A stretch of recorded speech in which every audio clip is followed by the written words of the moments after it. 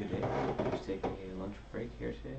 I attempted to um, dictate or transcribe Aaron Schwartz's blog at www.aaronschwartzsw.com.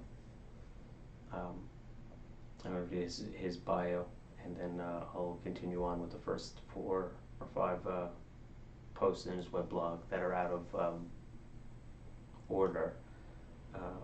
And then I'll go from the beginning of the archive to the present, or when it was ended.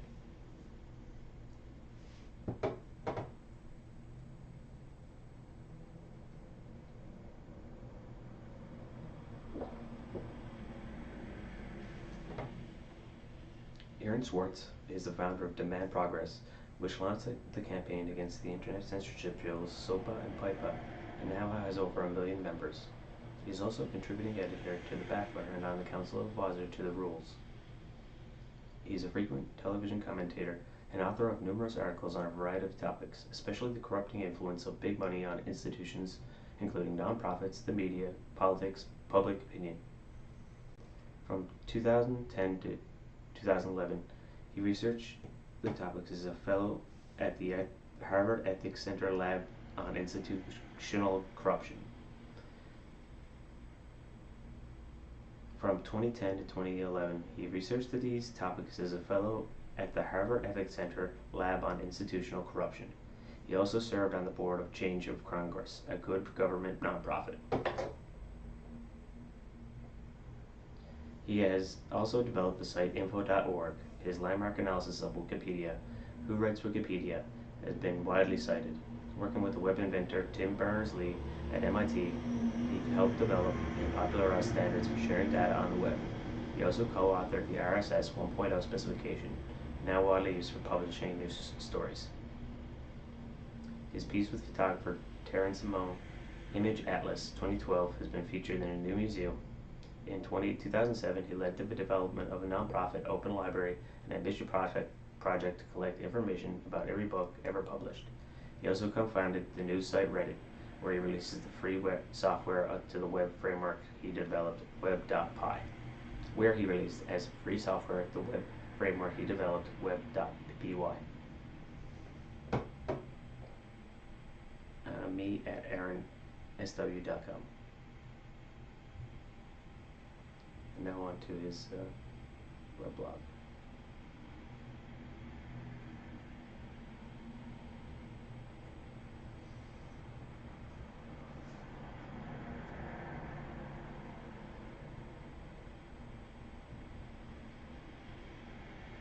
This is the first post, titled, Why the Power of Exponents, just 5 levels of councils, each consisting of only 50 people, is enough to cover 300 million people.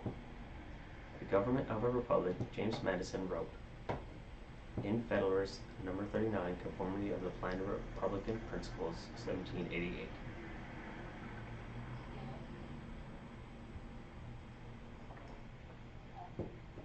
Must be derived from the great body of society, not from an inconsiderable proportion or a favored class of it. Otherwise, a handful of tyrannical nobles, exercising their oppressions by a delegation of their powers, might aspire to the rank of republicans and claim that their government the honorable title of the republic. Looking at our government today, a house of professional politicians, a senate filled with multimillionaires, a string of presidential family dynasties, it seems hard to maintain that our officials are in fact derived from a great body of the society, and not a favored class, merely posing as representatives of the people. Unless politics is a tradition in your family, odds of getting elected to federal office are slim. Unless you're a white male lawyer, you rarely get to vote for someone like yourself in a national race. Nor, in reality, do you have an opportunity to choose policy positions. No major candidates support the important proposals that most voters agree with, like single-payer health care. Instead, national elections have been boiled down to simple binary choices which advertising men and public relation teams produce to pure emotion. Fear, a bear prowls through the woods. Hope, the sun rises over a hill. Vote Smith or maybe Jones. Nor does the media elevate the level of debate.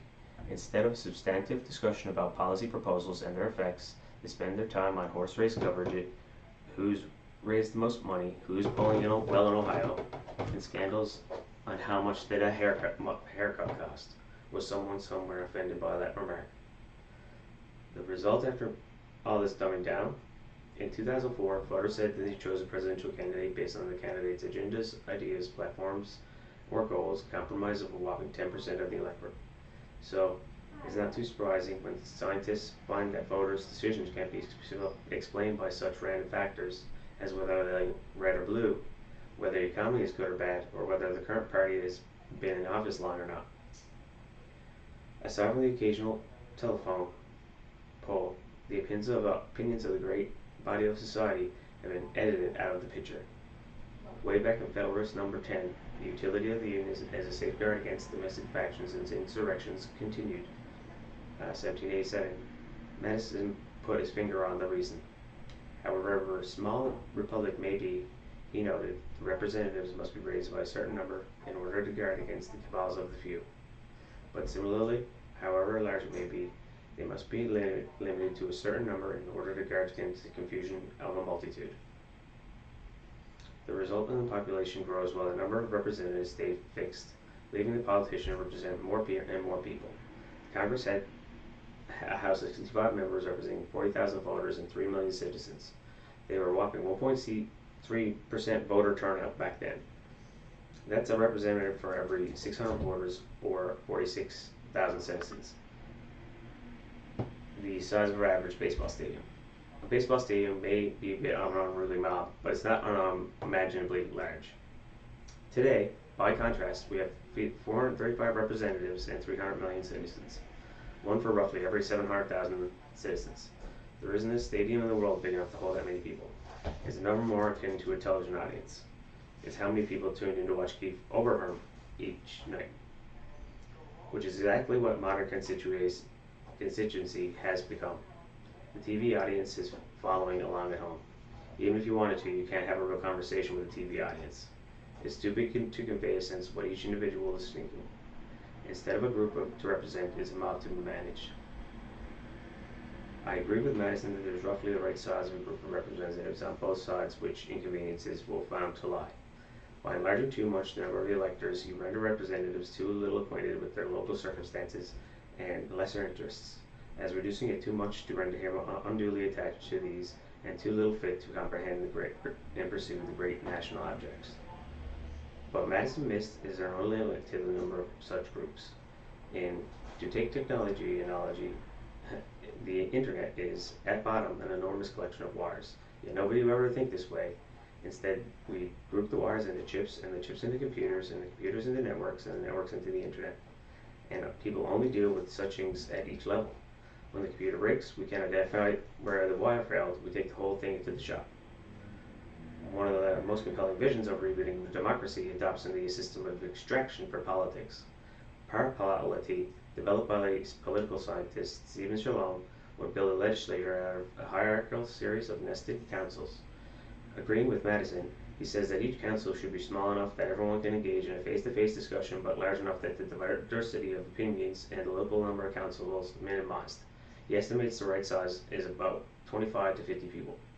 So, to begin with, let us imagine a council of you and your 40 closest neighbors, perhaps the other people in your apartment building or on your block. You get together ever so often to discuss the issues that concern you and your neighborhood, and you may vote to set policy for each area which the council covers. But your council has another function. It also selects one of its own to send a representative up to the next council. The process repeats itself. The representative from the block and its closest neighbors meets every so often to discuss the political issue that concern the area. And of course, the representative reports back to the group and your recommendations on difficult questions and takes suggestions on issues to raise to the next area council meeting. By the power of exponents, just 5 levels of council, and each consisting of only 50 people, is enough to cover 300 million people. But, and this is truly the clever bit, at the area council, the whole process repeats itself. Just as each block council nominates a representative to the area council, each area council nominates a representative to the city council. and each city council to the state council, each state council to the national council, and so on. Shalom discusses a number of further details, provisions for voting, recalls, and delegation, but it's the idea of nesting that's the key. Under such system, there are only 4 representatives who stand between you and the people setting the national policy, each of whom is forced to account for the constituents in a regular small face-to-face meeting. Politicians in such a system would not be elected through empty appeals on mass motions. Instead, we would have to sit down face-to-face with the council of their peers and persuade them that they are best suited to represent their interests and positions.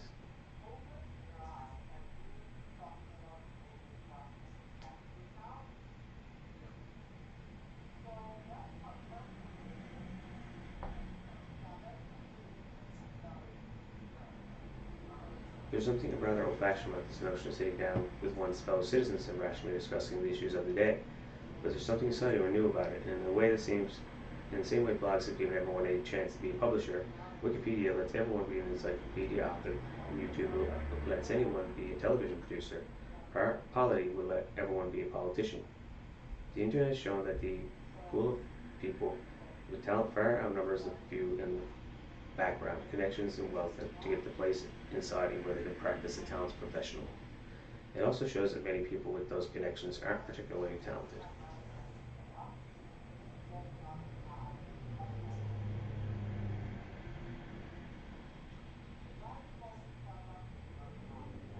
Hello?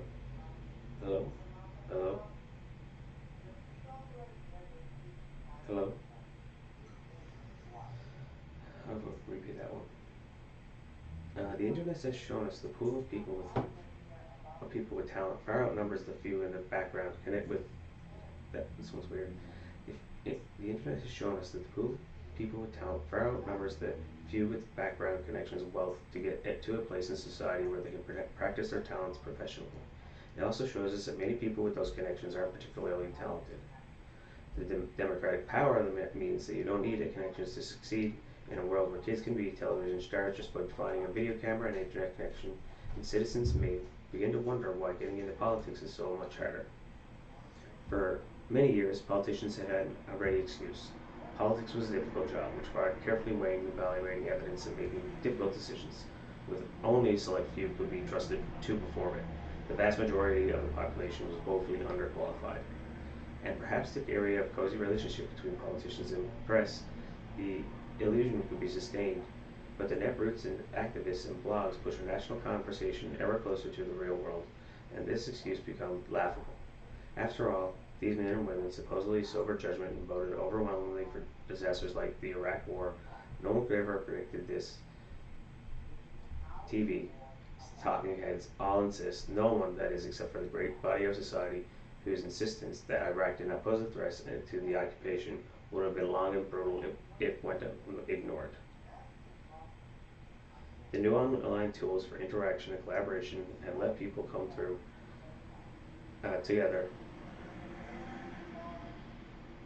across space and time to build amazing things. As the internet breaks down the last justifications of a professional class of politicians, it also builds up tools for replacing them. For the most part, their efforts have been so far focused on the education and entertainment, but it's only a matter of time before they turn to politics. And when they do, professional politicians beware. April 18th, 2012. Oh, that was difficult.